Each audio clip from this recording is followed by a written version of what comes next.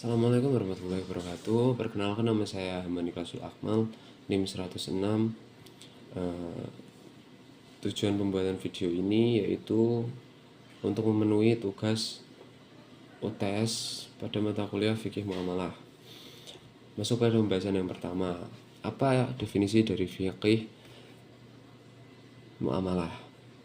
Nah, sebelum lebih lanjut, kita perlu mengetahui apa itu arti dari kata fikih terlebih dahulu. Jadi kata fikih terdapat dua makna. Yang pertama, secara lugawi terdapat dua makna. Secara bahasa terdapat dua makna. Yang pertama al-fahmu al-mujarrad, yang artinya mengerti secara langsung atau sekedar mengerti. Ya, adapun makna yang kedua yaitu al-fahmu ad-daqiq, yang artinya memahami atau mengerti secara mendalam dan lebih luas. Secara istilah, menurut Imam Syafi'i, fiqih yakni mengetahui hukum-hukum syara yang bersifat amaliyah yang didapatkan dari dalil-dalil tafsili. Jadi kesimpulannya dari dua pengertian di atas, fiqih berarti ilmu yang menerangkan tentang hukum-hukum syara yang berkenaan dengan amal perbuatan manusia yang didapatkan dari dalil-dalil terperinci. Sedangkan kata muamalah sendiri secara lugawi berasal dari bentuk masdar dari kata a'mala yu'amilu mu'amilatan, yang artinya saling bertindak, saling berbuat, dan saling beramal. Secara istilah, fikih muamalah berarti ilmu yang mengatur, yang menekankan keharusan untuk menaati aturan-aturan Allah yang telah ditetapkan dalam mengatur hubungan antara sesama manusia, dalam mengelola, mengatur, dan mengembangkan mal atau harta benda. Oke, masuk pada pembahasan selanjutnya, yaitu sebutkan macam-macam fikih muamalah dan contohnya. Menurut Ibnu Abidin, fikih muamalah terbagi menjadi menurut pandangan Ibnu Abidin, fikih muamalah yang didefinisikan sebagai secara luas. Yang pertama yaitu menjadi 5 bagian. Bagian yang pertama yaitu al-muadlah atau hukum kebendaan. Contohnya hukum-hukum kebendaan seperti menggunakan jalan bantu atau kegunaan dari naiki kendaraan bermotor. Yang kedua yaitu munakahat atau hukum perkawinan. Untuk contohnya sendiri yaitu pernikahan, hak asuh anak, masalah talak, dan lain-lain. Yang ketiga yaitu muhasanat atau hukum acara. Muhasanat ini mengatur aspek formal prosedur untuk penyelesaian sengketa dan menjamin hak individu yang ditegakkan secara adil. Nah, contohnya yaitu persengketaan waris, persengketaan tanah, dan lain-lain.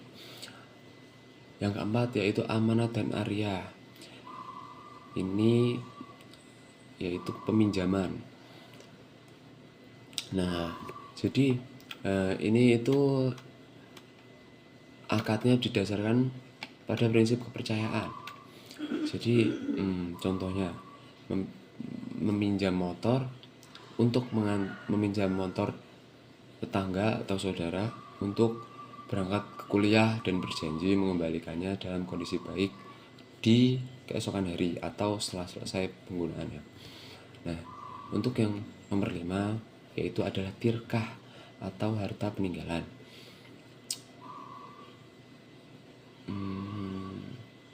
Nah, tirkah ini sama dengan fikih mewaris,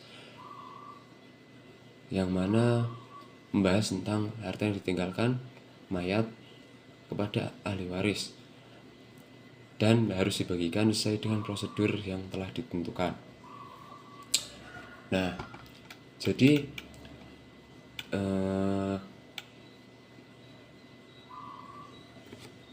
tirkah ini contohnya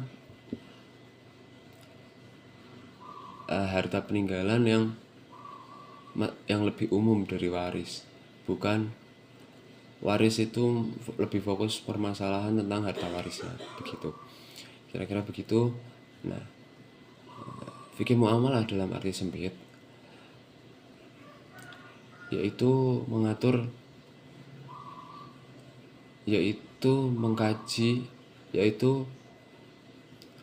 hukum terkait cara, etika, dan tata aturan yang harus dipenuhi dalam melakukan transaksi. Nah, apa sih atau istilahnya muamalah al-adabiyah. Apa sih muamalah al-adabiyah itu?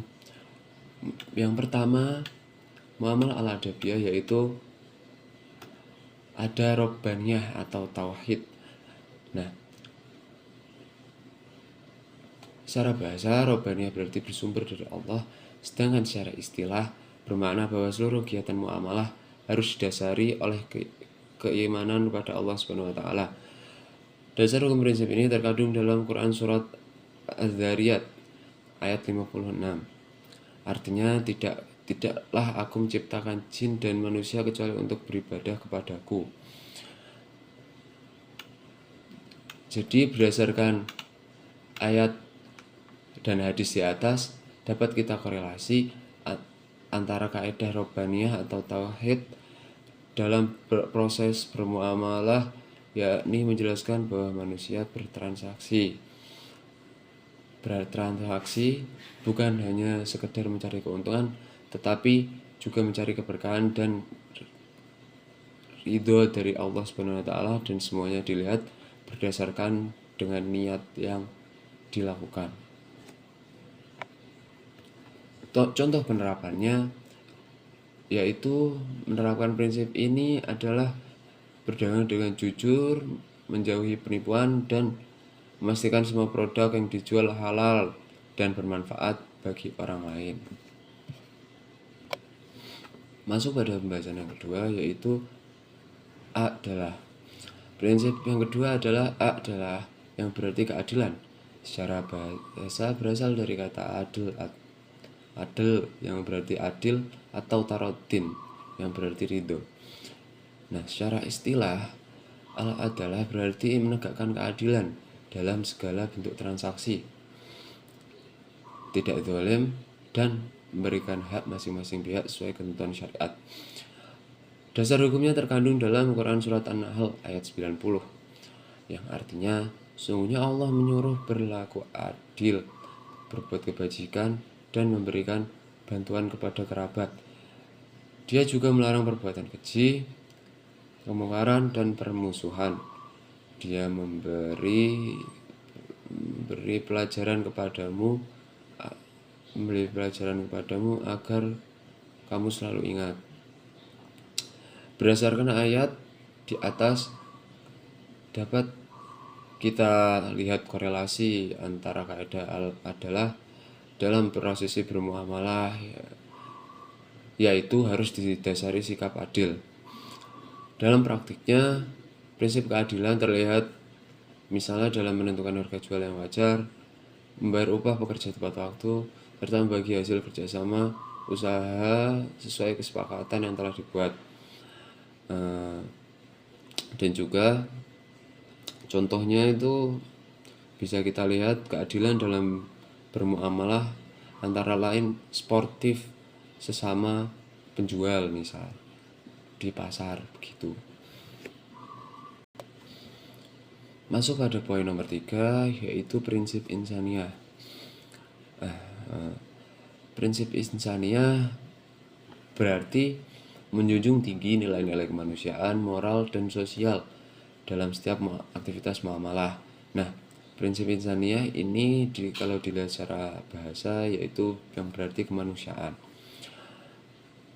Prinsip ini didasarkan oleh firman Allah dalam Quran surat Al-Isra ayat 70 yang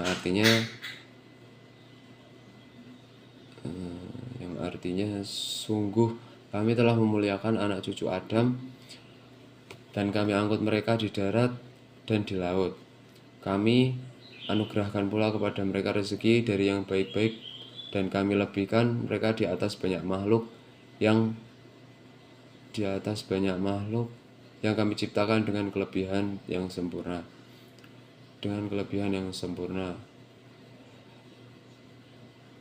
Berdasarkan ayat di atas, korelasi antara kaidah al-insaniyah dalam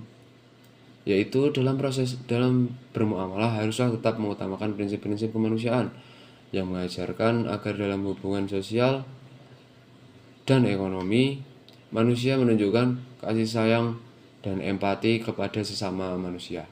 Contohnya yaitu memberikan kelonggaran waktu kepada orang yang berhutang, lalu membantu orang yang kurang mampu melalui sedekah atau zakat, dan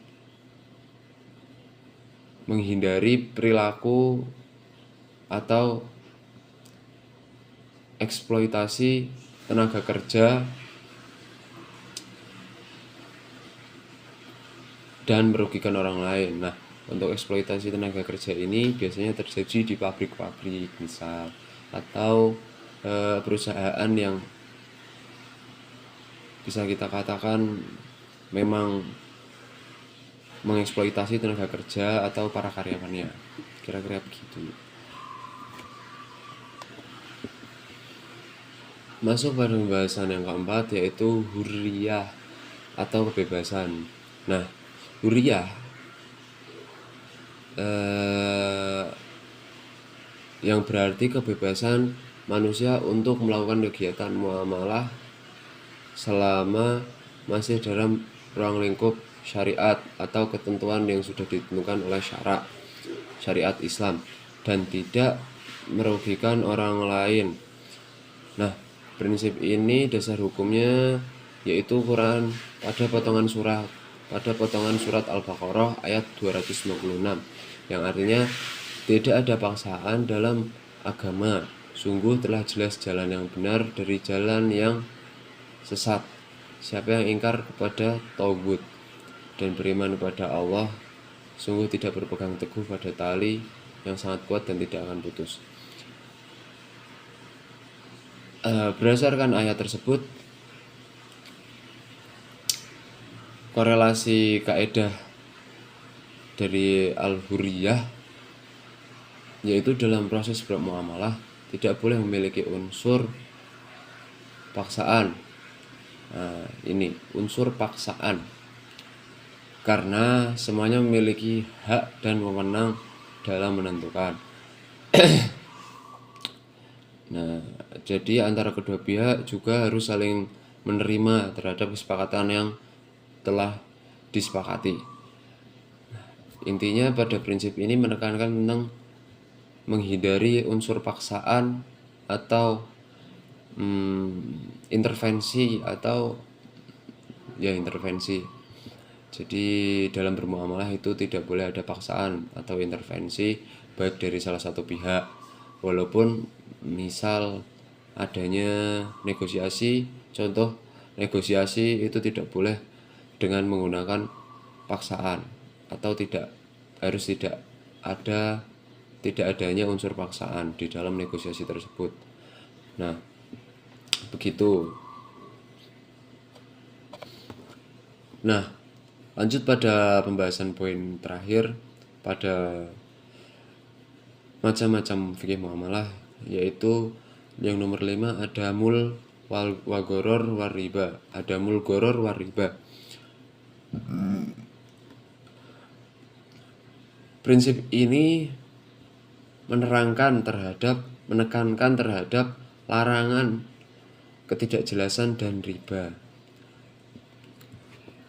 Nah, kata goror berarti ketidakpastian atau spekulasi yang berlebih, sementara riba berarti ziyadah, tambahan.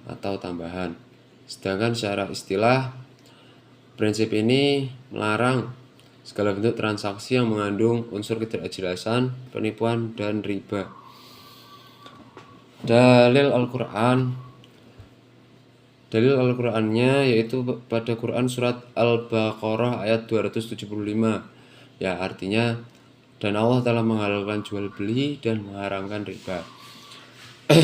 Berdasarkan ayat tersebut dapat kita lihat korelasi kaidah adamul gharar war riba dalam proses bermuamalah tidak boleh memiliki unsur penipuan, ketidakjelasan, dan unsur keberuntungan atau spekulasi atau judi.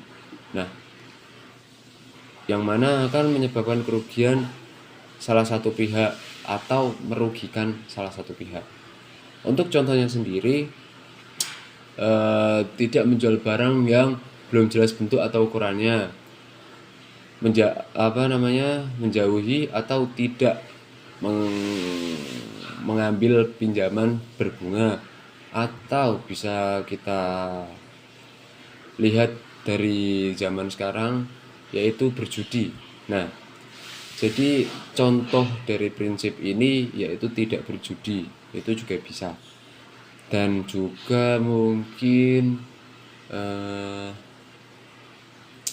tidak melakukan penipuan kepada seseorang, misal yang dulu sering ditandai dengan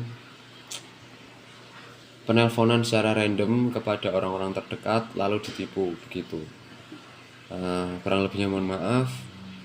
Mungkin hanya sekedar itu yang bisa saya sampaikan terkait tugas UTS dari fikih muamalah. Apabila ada kesalahan kata atau kata-kata yang kurang tepat dalam penyampaiannya, saya mohon maaf sebesar-besarnya. Kurang lebihnya mohon maaf. Akhirul kalam, wassalamualaikum warahmatullahi wabarakatuh.